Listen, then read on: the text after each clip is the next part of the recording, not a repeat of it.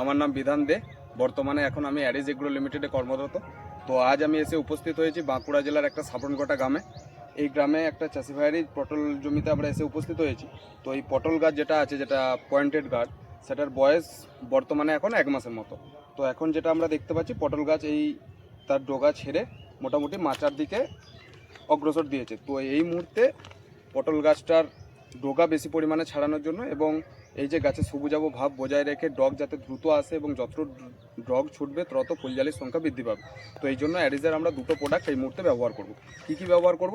First হচ্ছে আমরা ব্যবহার করব অ্যারিজ জিঙ্ক ম্যাক, যার মধ্যে হচ্ছে জিঙ্ক এবং ম্যাগনেসিয়াম আছে। এই জিঙ্ক আর ম্যাগনেসিয়াম দিলে যে গাছের যে জিঙ্ক আর ম্যাগনেসিয়ামের যে ঘাটতি আছে, সেই জিঙ্ক আর ম্যাগনেসিয়ামের ঘাটতি দূর হবে। উপরন্তু গাছের সবুজাভ ভাবটা বজায় থাকবে এবং তার সাথে ডগা দ্রুত পরিমাণে ছুটতে থাকবে গাছের সবুজাভ ভাবকে বজায় রেখে। তার সাথে ব্যবহার করব একটা ম্যাক্রোনিউট্রিয়েন্ট, অর্থাৎ 20-20-20।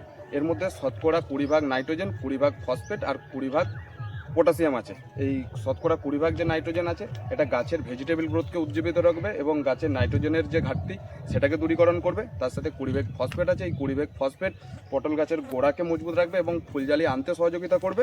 এবং 20 ভাগ শতকরা যে 20 ভাগ পটাশিয়াম আছে, এই শতকরা 20 ভাগ পটাশিয়াম পটল গাছের যে গোড়া আছে তার শিকড়কে মজবুত করবে এবং বিভিন্ন যে রোগজ্বালা আছে গাছের, সেই রোগজ্বালার হাত থেকে রক্ষা করবে।